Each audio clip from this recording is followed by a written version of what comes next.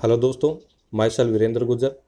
और अगर आपने मेरे YouTube channel Indian Ayurvedic doctor को सब्सक्राइब नहीं किया है तो उसको सब्सक्राइब करें ताकि आपको लेटेस्ट अपडेट्स मिलती रहें। पिछले वीडियो में अपन ने 10th चैप्टर के बारे में पढ़ लिया था। इस वीडियो में अपन 11th चैप्टर के बारे में पढ़ेंगे जिसका नाम है अणु ज्योतियम इंद्रियम। तो अब चैप्टर में आगे बढ़ते हैं। यहाँ पे जो है 1 वर्ष के अरिष्ट बता रखे हैं, इंपॉर्टेंट है। तो 1 वर्ष के अरिष्ट देखना कौन कौन से जो हैं अरिष्ट के लक्षण हैं जो 1 वर्ष के होते हैं। तो इसमें बता रहा है कि सारे शरीर की ज्योति अणु हो गई है। तो इसमें अणु नाम ही क्या है, अणु ज्योति है ना। तो इसलिए कह रहा है कि सारे शरीर की ज्योति क्या होगी, अणु हो गई। ठीक है, अणु मतलब सूक्ष्म हो गई। जठराग्नि क्या है, मंद है। चित्त, चित्त मतलब मन, मन चंचल है और निरंतर दुखी है। फिर शरीर की छाया सुंदर नैव। ठीक है, तो अगर ये लक्षण आ रहे हैं तो वो क्या होते हैं, 1 वर्ष के अरिष्ट होते हैं। इसके अलावा ये जो दे रखे हैं ये भी क्या है, बलि विषयक अरिष्ट, अरुंधति तारा विषयक अरिष्ट, और ये दे रखा है। ये सारे के सारे जो है 1 वर्ष के ही अरिष्ट हैं। तो अगर 1 वर्ष का अरिष्ट आए तो 2 नंबर क्वेश्चन पूछे तो अपन इतना भी लिख सकते हैं कि ये 4 पॉइंट बना दिए, लिख दिए, तो ये भी क्या हो गए, इतना भी सफिशिएंट है। तो 1 वर्ष का अरिष्ट में 4 पॉइंट तो ये हैं कि सारे शरीर की ज्योति अणु हो गई है, जठराग्नि मंद हो गई है, मन जो है चित्त चंचल है और मन निरंतर दुखी है, और शरीर की छाया सुंदर न हो। फिर बलि विषयक अरिष्ट। तो बलि विषयक अरिष्ट भी क्या होते हैं, 1 वर्ष के अरिष्ट होते हैं। तो क्वेश्चन है ना, इस प्रकार से भी आ सकता है कि मान लो आ गया कि बलि विषयक अरिष्ट कितने वर्ष का अरिष्ट होता है। ठीक है, टाइम कितने समय का अरिष्ट होता है। तो अपने को उसमें समय भी बताना पड़ेगा कि बलि विषयक अरिष्ट कितने समय का अरिष्ट होता है, 1 वर्ष का अरिष्ट है। तो इस प्रकार से भी क्वेश्चन बन सकता है। तो इसमें देखना, जिनके द्वारा दी गई बलि को कौवे आदि नहीं खाते 1 वर्ष के भीतर मृत्यु। ये कह रहा है कि जैसे कोई व्यक्ति है वो बलि दे रहा है, लेकिन उसकी बलि को जो है कौवे आदि मतलब जितने भी जीव जंतु है वो नहीं खाते हैं, तो उस व्यक्ति की जो है 1 वर्ष के भीतर मृत्यु हो जाती है। ठीक है, फिर अरुंधति तारा विषयक अरिष्ट, ये भी 1 वर्ष का अरिष्ट है। ये कह रहा है 7 ऋषि तारामंडल के समीप रहने वाले अरुंधति तारा को नहीं देखता। अगर कोई व्यक्ति 7 ऋषि तारामंडल मतलब सप्त ऋषि है ना, सप्त ऋषि आएगा यहाँ, सप्त ऋषि तारामंडल के समीप रहने वाले अरुंधति तारा हो, तो जो अरुंधति तारा है वो सप्त ऋषि मंडल के समीप रहता है। अगर कोई व्यक्ति उस तारे को नहीं देखता है तो वो भी क्या होता है, 1 वर्ष के अंदर मर जाता है। तो ये भी अरुंधति तारा विषयक अरिष्ट जो है 1 वर्ष का अरिष्ट है। फिर नेक्स्ट देखते हैं, शोभा, पुष्टि, धन, दाम सूचक चिन्हों का सहसा उत्पन्न होना और सहसा ही नष्ट हो जाना। ये कह रहा है कि शोभा हुई, पुष्टि हुई, धन धाम, तो इस प्रकार के जो सूचक चिन्ह है ना, ये कह रहा है अगर ये सहसा उत्पन्न हो जाते हैं या फिर सहसा नष्ट हो जाते हैं, ठीक है, तो ये भी क्या होते हैं, 1 वर्ष का अरिष्ट होता है। तो इस प्रकार से 1 वर्ष के कौन कौन से अरिष्ट हैं ये अपने को याद रखने। अब नेक्स्ट बता रखा है 6 मास का अरिष्ट। तो 6 मास के अरिष्ट देखना कौन कौन से अरिष्ट हैं जो 6 मास के होते हैं, मतलब जिसमें व्यक्ति जो है 6 मास तक जीवित रहता है। तो जो व्यक्ति 6 माह में मुमूर्ष है, मतलब मृत्यु है, उसकी क्रम से भक्ति, स्वभाव, स्मरण शक्ति, त्याग, बुद्धि, बल बिना कारण ही नष्ट हो जाते हैं। तो 6 मास के अरिष्ट में के व्यक्ति में क्या होते हैं, अगर किसी व्यक्ति में 6 मास का अरिष्ट है तो उसमें क्या मिलेगा कि उसकी भक्ति, स्वभाव, स्मरण शक्ति, त्याग, बुद्धि, बल ये बिना कारण ही क्या हो जाएंगे, नष्ट हो जाएंगे। फिर मस्तक पर जो पहले जो नहीं है ऐसी धमनियों का सुंदर जाल दिखाई दे।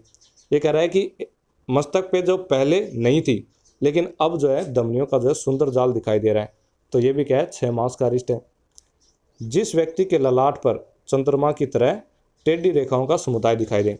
ये कह रहा है कोई व्यक्ति है उसके ललाट पे अगर चंद्रमा की तरह टेढ़ी रेखाओं का समुदाय दिखाई दे रहा है, मतलब एक टेढ़ी रेखा नहीं, टेढ़ी रेखाओं का समुदाय है। ठीक है, तो अगर टेढ़ी रेखाओं का समुदाय दिखाई दे रहा है तो वह भी क्या होता है, 6 मास का अरिष्ट होता है। तो इस प्रकार से ये 3 अरिष्ट जो है क्या होते हैं, 6 मास के होते हैं। तो इनको याद रखने। अब अपन नेक्स्ट देखते हैं 1 मास का अरिष्ट, कि कौन से अरिष्ट जो हैं जो 1 मास के होते हैं। तो इसमें देखना, जिस रोगी का शरीर बिना कारण ही काँप रहा हो, मूर्छा होती है, चलना फिरना बोलना मतवाले पुरुष की तरह हो। तो जिस रोगी का शरीर बिना कारण ही काँप रहा है, बिना कारण मूर्छा हो रही है, चलना फिरना बोलना ये कैसे हो, मतवाली पुरुष की तरह हो, तो वो क्या होता है, 1 मास का अरिष्ट होता है। शुक्र मूत्र आदि जल में डूब जाएं। तो अगर शुक्र व मूत्र व या फिर मल व अगर ये जल में डूब जाते हैं तो ये क्या होता है, 1 मास का अरिष्ट होता है। फिर आगे दे रखा है हाथ पैर मुख विशेष रूप से सूख गए हों या शोभा को प्राप्त हो गए हों, मध्य भाग पूर्ववत हो। ये कह रहा है कि हाथ पैर है ना, हाथ पैर और मुख, ठीक है, हाथ पैर और मुख ये क्या होते हैं, विशेष रूप से सूख गए हों, ठीक है, सूख जाते हों, शोभा को प्राप्त हो गए हों, और मध्य भाग जो है वो पहले जैसा ही हो। तो अगर ऐसे लक्षण दिखें तो वो क्या होता है, 1 मास का अरिष्ट। फिर ललाट पर तथा बस्ती के ऊपर भाग में चंद्रमा की तरह कुटिल नील रेखाएं प्रतीत हों। तो ये कह रहा है ललाट, ललाट मतलब फोरहेड, ठीक है, तो ललाट पर या फिर बस्ती के ऊपर भाग में, तो बस्ती मत, ठीक है, तो बस्ती के अगर ऊपरी भाग में चंद्रमा की तरह कुटिल नील रेखाएं प्रतीत हों। तो चंद्रमा की तरह कैसी कुटिल और नील रेखाएं प्रतीत होती हैं, तो ये भी क्या होते हैं, 1 मास का अरिष्ट। तो इस प्रकार से यहाँ पे जो है 1 मास का अरिष्ट बता दिए गए कि कौन कौन से अरिष्ट के लक्षण जो है वो 1 मास के होते हैं। अब नेक्स्ट देखते हैं विविध अरिष्ट। तो इसके अलावा और भी अरिष्ट दे रखे हैं, जैसे कि यहाँ पे दे रखा है मसूरिका विषयक, मतलब मसूरिका से रिलेटेड अरिष्ट बता रखा है। तो इसमें देखना सारे शरीर पर परवाल की गोली की तरह कांति वाली लाल मसूरिका उत्पन्न होकर शीघ्र ही नष्ट हो जाती। तो ये कह रहा है कि सारे शरीर पर है ना परवाल, परवाल होती है ना, तो परवाल की गोली की तरह कांति वाली, तो इनकी कांति कैसी होती है, परवाल की गोली होती है उसकी तरह कांति वाली होती है, लाल होती है। और ये कह रहा है कि इस प्रकार की जो मसूरिका जो है अगर उत्पन्न होकर शीघ्र ही नष्ट हो जाती है तो वो व्यक्ति जो है शीघ्र मृत्यु को प्राप्त होता है। तो इस प्रकार से ये मसूरिका विषयक अरिष्ट के लक्षण बताएं। अब आगे देखते हैं, ये कह रहा है जो व्यक्ति काल रूपी जाल में फंस जाता है उसके शरीर में लक्षण। तो जो व्यक्ति है ना काल रूपी जाल में फंस जाता है तो उसके शरीर में कौन कौन से लक्षण आते हैं वो बता रहा है। तो इसमें देखना शरीर में भयंकर चक्कर आना, तो शरीर में क्या आते हैं, भयंकर चक्कर आते हैं। अत्यधिक प्रलाप करता है, अस्थि भेदवत पीड़ा, तो अस्थियों को जैसे कोई भेदन कर रहा हो, अस्थियों का जैसे कोई भेदन कर रहा हो, इस प्रकार की पीड़ा होती है। तो इस प्रकार से ये लक्षण जो है जाल रूपी काल रूपी जाल में फंसने के बाद व्यक्ति में उत्पन्न होते हैं। तो क्वेश्चन आ जाए काल रूपी जाल में अगर व्यक्ति फंसने के बाद कौन से लक्षण उत्पन्न होते हैं, तो ये लिखने। फिर नेक्स्ट देखते हैं पंचमहाभूत विषयक। तो पंचमहाभूत विषयक अरिष्ट के लक्षण बताओ। तो पंचमहाभूत विषयक अरिष्ट के लक्षण क्या होंगे, पंचमहाभूतों के लक्षणों का शरीर में एक साथ अयोग अतियोग। ये कह रहा है कि अगर पंचमहाभूत के लक्षण जो हैं उनका शरीर में अगर एक साथ अयोग होता है या फिर अतियोग होता है तो वो अरिष्ट का लक्षण माना जाता है। फिर नेक्स्ट है जो लोग चिकित्सक, औषध, पेय पदार्थ, अन्न, गुरु, मित्र इनसे द्वेष करते हैं। तो ये तो यहाँ पे खत्म हो गया पंचमहाभूत वाला। तो ये आगे जो है दूसरा और कोई अरिष्ट विविध अरिष्ट में और अरिष्ट दे रखा है।